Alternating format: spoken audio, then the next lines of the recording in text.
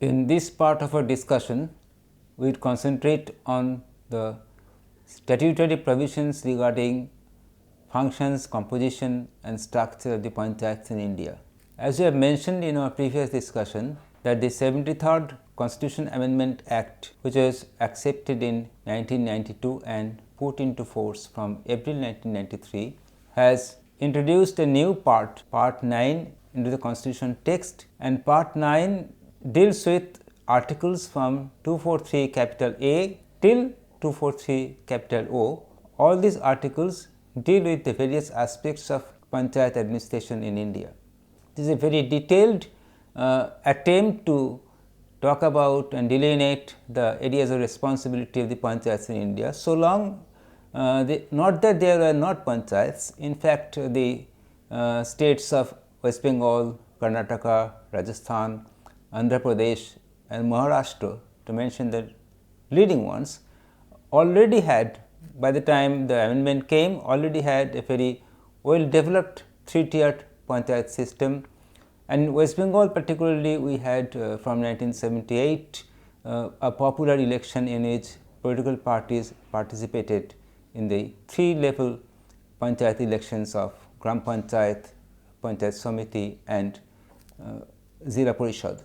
With the coming of the 73rd Amendment Act and part 9 of the Constitution, the entire country and all the states were put on a very uniform basis regarding the system of panchayats and powers of the panchayat system. Article 243, the first article of this entire part, starts with a few definitions.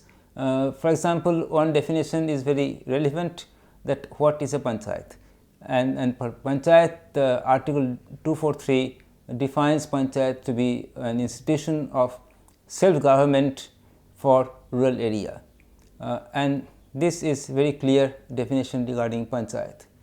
Article 243 also talks about a totally new innovation which was not in practice in any of the states, though West Bengal did have a system like that. Article 243 introduced a kind of a 4th level or a 4th tier down below Gram Panchayat, and is called the Gram Sabha.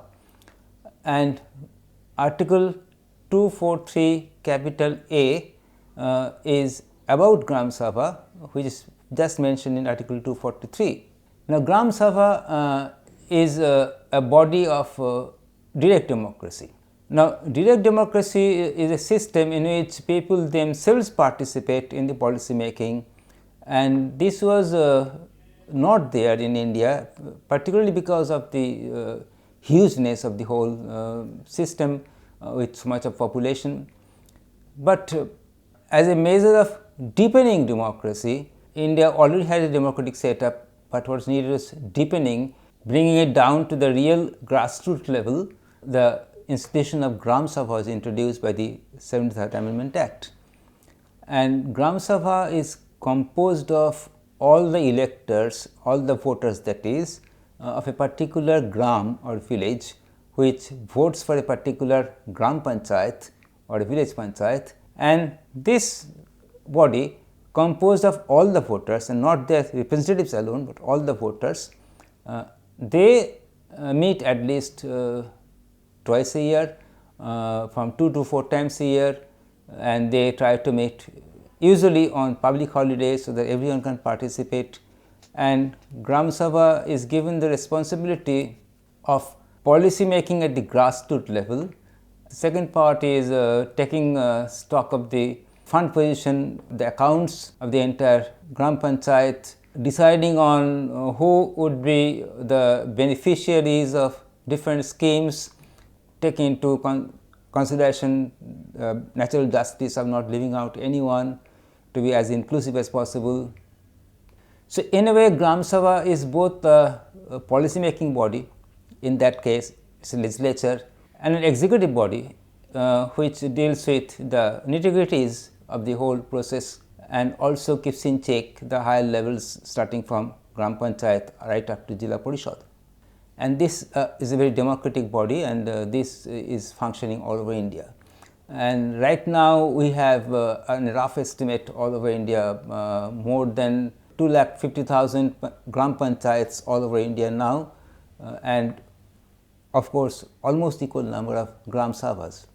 Thereafter, articles, as we have discussed in the section on municipalities, articles successive articles discuss the constitution, that there shall be a panchayat system in every state, that is obligatory on every state, about the composition, and this panchayat, just to make the issue bit more understandable, that panchayats were there before 73rd Amendment Act, but in many states panchayats were not wholly elective or even not at all elective, it is totally a nominated body.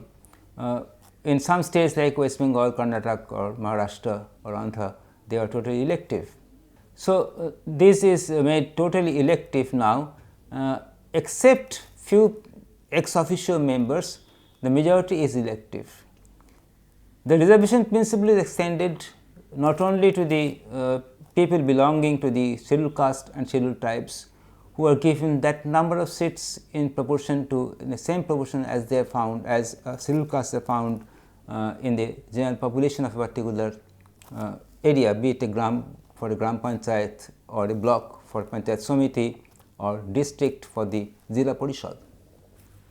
Part 9 of the constitution is quite eloquent about other aspects of the panchayat administration, its duration, its constitution, composition, the disqualification of its members, its powers and responsibilities and powers of taxation, its method of election, and all these vital issues. Regarding duration, one of the problems of panchayats across different states in India before the 73rd Amendment Act came into force was that there were panchayats, but their term of office were often different, not exactly the same all over India. And the second problem was that panchayats were often superseded by the state government, presumably for their non-functioning character or their malfunctioning activities, but often for political reasons. We found that panchayats controlled by other political forces which were inimical to the state government were superseded by the state government. To take care of such dangerous tendencies which could be found in some parts of India, Part 9A insisted on panchayats having a fixed tenure of 5 years, and elections to the new panchayat will have to be called for on the completion of the 5 years and must be completed within 6 months of the expiry of the previous panchayat.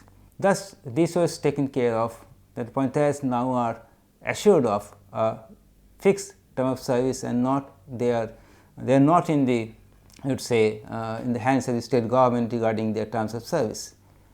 Secondly, regarding their powers and functions, they basically panchayats at the 3 levels. At the gram panchayat level, the village level demands are collated and they are aggregated into policy formations, and they are sent to the next higher level, the panchayat somiti, and from the panchayat somiti it goes up to the highest level, the Jila Parishad level. Now, Jila Parishad is usually the distributive body. It receives the funds from the state government or other sources, and it sends the funds to the needed panchayats and the panchayat somitis. So, basically at the grassroots level, on the recommendations of the gram sabhas, the gram panchayat is entrusted with making of the policy resolutions for the local issues, and also for looking after the funds, the accounts of the money received and money spent, and the detailed list of functions, as we found in the case of municipalities to be in the 12th schedule, for panchayats in the 11th schedule. So, the 11th schedule of the Constitution of India gives a detailed list of functions to be carried out by the panchayats, and that covers almost all aspects of rural life. Secondly, power of taxation. Panchayats have some limited powers of taxation which are definitely not enough to meet its needs. It is dependent on the state government and other agencies, and that is basically one of the problems of the panchayat administration, as it is in the problem of the municipal administration in the urban areas. And for this purpose, there is a State Finance Commission which looks after the issue of sharing of funds between the states and the panchayats, the amount due to panchayats from the state level. So, all these are looked after by the State Finance Commission, modeled after the Finance Commission for the entire country. But there is a problem here. Problem is that panchayat is under the state jurisdiction, is an item on the state list, and panchayats are directly under state control. So, every state had to initiate a panchayat act of its own, and this state control means that basically it is a control over the finances, and panchayats are given the most important responsibility of looking after the developmental needs of the people, but they are hardly any control over the funds they need, and for that they are totally dependent on the state government, and now that is supplemented by many central projects. So, that is one of the major problems of the panchayat system in that sense. And we are talking about states, but there are union territories in India, and panchayats are also extended to union territories. But initially, the panchayat system was not extended to what is known as the scheduled areas, which are given in the 5th schedule in accordance with article 244. We are talking about article 243, and article 244 comes next. And article 244 delineates, or they specifically mentions some states in which there are concentration of tribal populations, scheduled tribes populations, and which at the same time non-northeastern states, which means they are not in the northeastern limit of the country. States like even West Bengal is one of the states like Andhra Pradesh, Maharashtra, Madhya Pradesh, Rajasthan, so on and so forth. Now, in such states, in the tribal dominated areas are known as scheduled areas. Now, since tribals have their own traditional system of self-governance, initially the 73rd Amendment Act did not try to meddle with their traditional self-governing systems.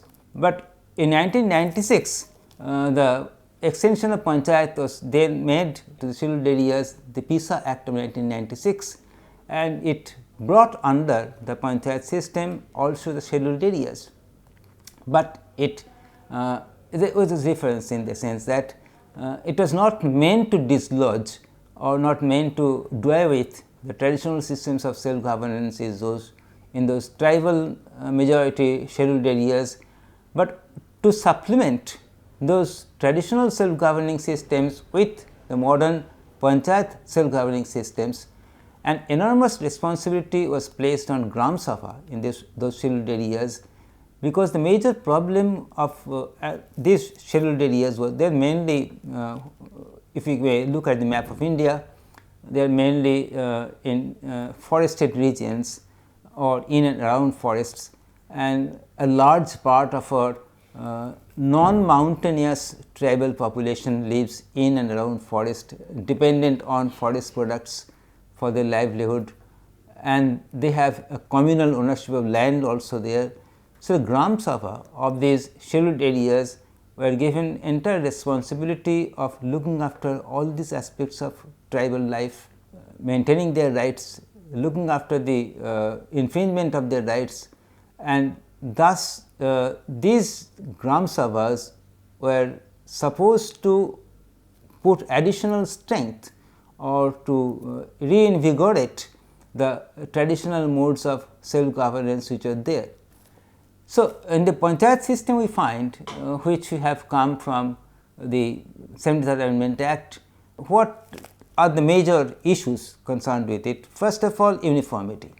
It has tried to bring in uniformity, not that it had to bring in panchayat system, it was there almost in all the states, but there was uniformity assured regarding structure, composition, functions and all other things. Secondly, the innovation of the Gram Sabha system as the fourth tier of popular participation and making it really a grassroots democracy. Thirdly, the extension to the scheduled areas, so very important in the sense, and at the same time also controversial.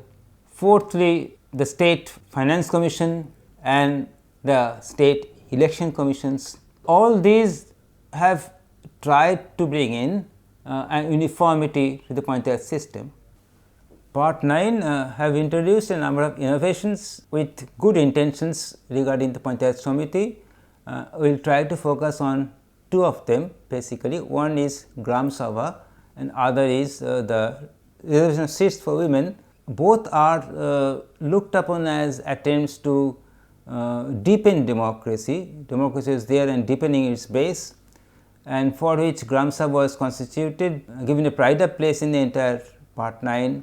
Gram Sabhas are bodies composed of all the electors, in all the adult people of a particular village constituency which elects the Gram Panchayat. Now, they are supposed to be held on public holidays, allowing people to attend, all of them to attend, or as many as happen. The first major problem which I have found that is of attendance.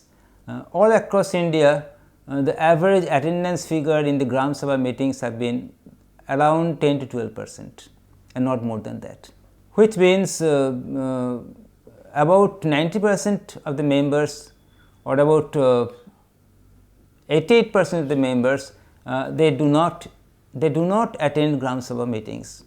So, that definitely is a big problem for the Gram Sabha, since it is touted to be or hoped to be a body of direct democracy. Secondly, in states which are more or less highly politicized in India, like our own state of West Bengal or the southern states or Maharashtra, for example, in the western India, panchayat is totally under political control, and Gram Sabhas are also politically controlled in that state by the party which holds power at the Gram Panchayat level. So, here people are not actually making the policies, they are actually validating the policies made elsewhere. So, in a way, both participation wise as well as exact policy making wise, Gram Sabhas are not doing enough, or they are not being allowed to do enough in that sense. Basically, people are, if they attend in such a small number, basically it is their political apathy or their inability or unwillingness to play any public role.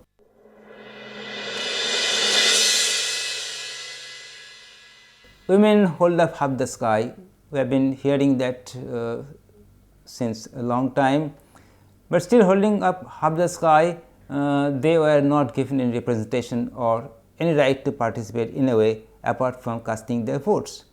By introducing a minimum of 33 1/3% seats, keeping them reserved for the women, that problem was supposed to be taken care of, and states are free to increase that percentage, which some states have raised to 50%, like state of West Bengal, for example.